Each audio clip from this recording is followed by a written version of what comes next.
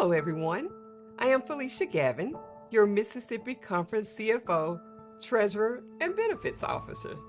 Today, we're going to discuss faithful stewardship and the role of the Finance Committee.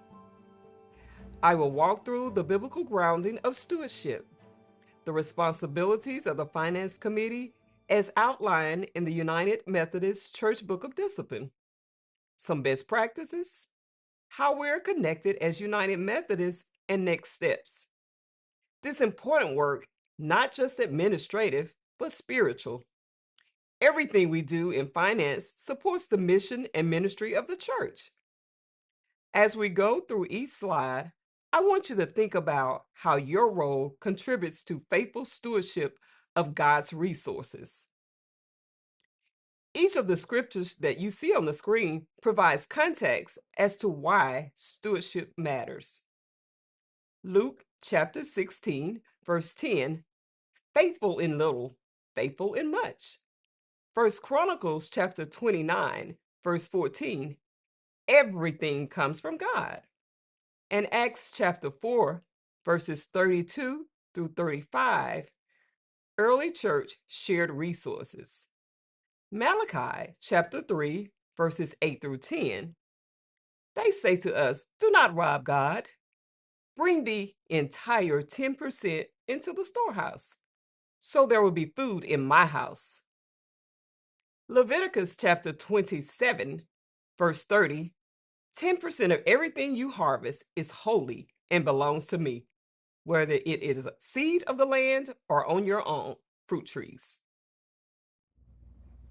The Finance Committee has 6 key responsibilities. First, guiding the treasurer and financial secretary, budgeting, monitoring finances, reviewing and reporting financial outcomes, ensuring adequate controls, and promoting stewardship. These aren't isolated tasks, they all work together.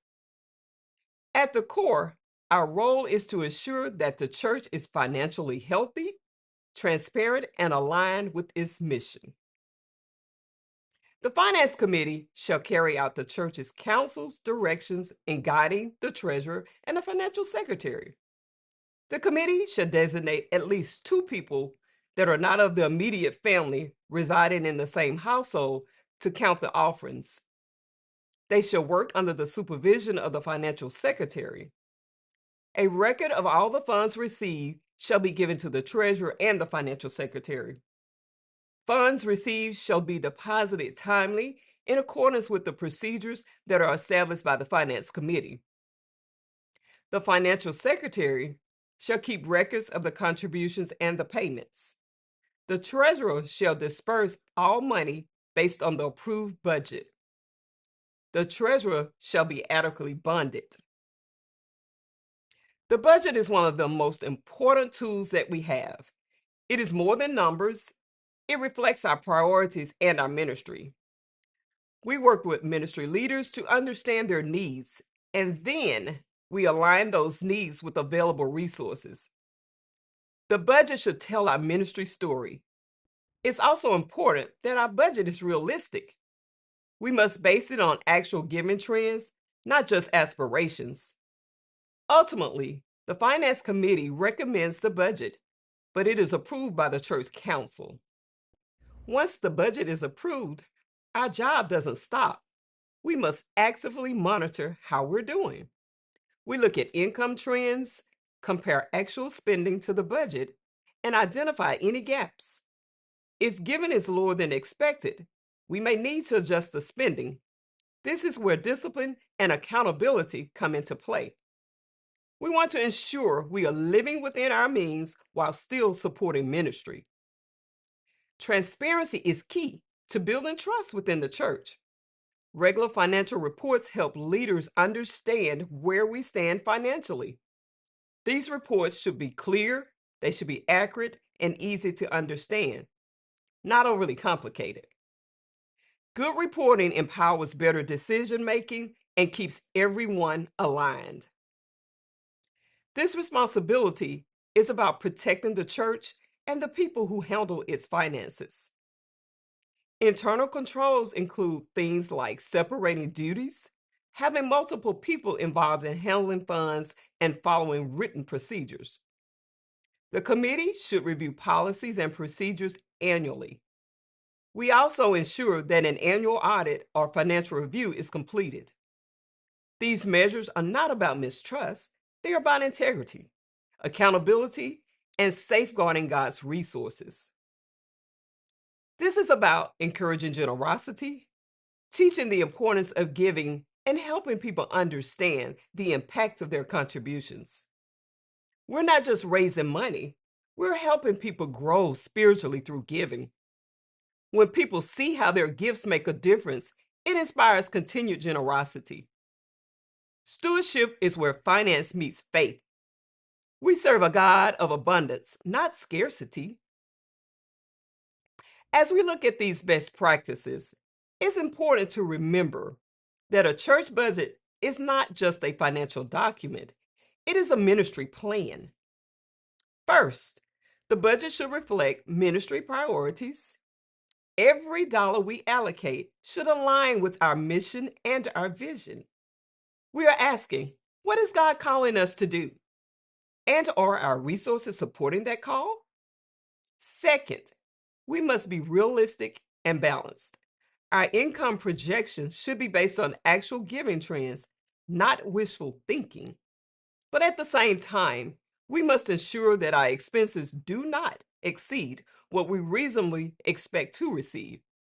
This is key to maintaining financial stability. Third, we must include mission shares. As United Methodists, we are connectional. Our giving extends beyond our local church to support ministries around the world. Including mission shares in the budget, it reflects our commitment to that shared mission. Fourth, the budget should support ministry programs.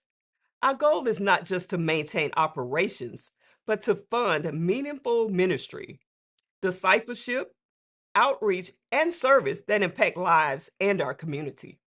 And finally, the budget must be approved by the church council. This ensures accountability, transparency, and shared ownership of the church's financial direction. Together, these practices help us create a budget that is faithful, responsible, and aligned with God's work through the church. Having two people count offerings ensures accountability and transparency. It reduces the risk of errors or misuse and protects both the church and the individuals involved. No one person should handle all parts of a financial process. Separating responsibilities, such as receiving, recording, and reconciling, helps prevent errors and it strengthens internal controls. Reconciling bank statements monthly ensures that records are accurate and up to date. It helps quickly identify any discrepancies and maintain financial integrity. An annual review or audit provides an objective look at the church's financial practices. It builds trust, ensures compliance, and highlights areas for improvement. Clear, written policies provide consistency and guidance for handling finances. They help to ensure that everyone follows the same procedures and supports long-term accountability. Our budget should reflect what God has called our church to do. Every financial decision should support our mission and ministry priorities. Stewardship is about cultivating a spirit of giving. We should consistently teach, model, and celebrate generosity as a spiritual discipline. Open and clear communication about finances builds trust. When members understand how funds are used, they are more confident and engaged in giving. Good stewardship requires thoughtful planning. We must balance faith and wisdom, ensuring we are prepared to sustain and grow ministry over time. Regularly reviewing monthly reports helps ensure accuracy and keeps leadership informed. It allows us to stay on top of our financial position and address issues early. Comparing budget to actual results helps us see where we are over or under our spending. This allows for timely adjustments and better financial decision making. Consistent updates to the church council promote accountability and shared leadership. It ensures everyone is aligned and informed about the church's financial health. Transparency with the congregation builds trust and it encourages generosity. When people understand how resources are being used, they are more confident in supporting the mission. Our giving extends beyond our local church to support mission work around the world, sharing the love of Christ in tangible ways. Through our connection, we can respond quickly to disasters, providing aid, hope, and recovery support to communities in need. Our shared giving helps care for those who serve in ministry, ensuring clergy have the support and security they need during and after their service. We invest in the training and development of future leaders, equipping pastors and lay leaders for effective ministry. Together, we can do more than we can alone. Our connection allows us to pool resources and make a greater impact as the United Methodist Church. Take time to review your current financial policies to ensure that they are up to date, that they're clearly written, and aligned with best practices. Strong policies provide consistency and guidance for everyone involved in financial leadership. Assess your current processes to make sure that there are proper safeguards in place. This includes areas like counting procedures, approvals, and reconciliations to protect both the church and its resources. Start building your next budget with the mission in mind. Ensure that your financial plan reflects your church's priorities and supports meaningful ministry impact. The General Council on Finance and Administration, they offer tools, guidance, and services to support churches in financial management and administration. When we look at all of these responsibilities together, we see that financial stewardship is truly ministry. Accountability builds trust. Transparency strengthens leadership. And when our finances are healthy, we are better able to serve our congregation and our community. The work of the Finance Committee plays a vital role in ensuring that ministry can thrive. Thank you for this commitment to this important kingdom work.